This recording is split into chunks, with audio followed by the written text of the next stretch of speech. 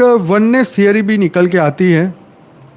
तो आज की जो वननेस थियरी है कि हम सब एक हैं, ये अच्छा है, मतलब सभी उसकी संतान है, ये तो ये वननेस की थियरी जो है ना आज गलत तरीके से दुनिया में प्रेजेंट हो रही है।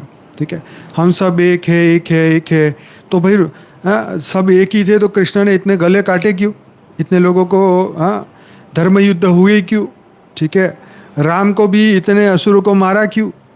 ठीक है, तो ये वननेस की जो थियरी है वो ऊपर जाके है, जहाँ पे आत्मा निराकारी दुनिया की आत्मा होती है वहाँ पे। धरती लोक पे वननेस की थियरी काम नहीं करती।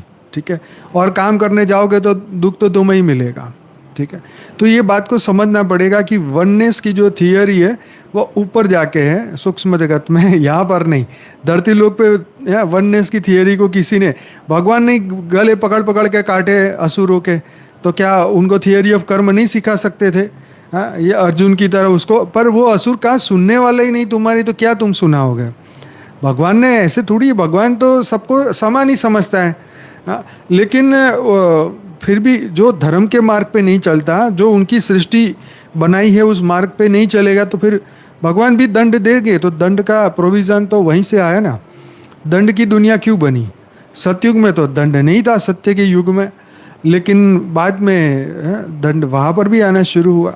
तो जो थियरी ऑफ कर्म को फॉलो नहीं करता, जो परमात्मा के बनाए हुए नियम को फॉलो नहीं करता, तो फिर दंड का प्रोविज़न तो वहीं पर ही आता है ना।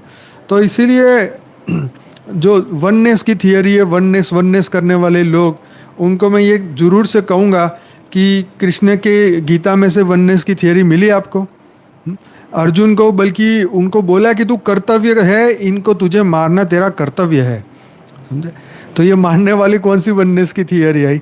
तो यह देह के भाव की बात है, ये मृत्यु लोक की बात है। तो यहाँ पर वननेस की थियरी नहीं चलेगी भाई।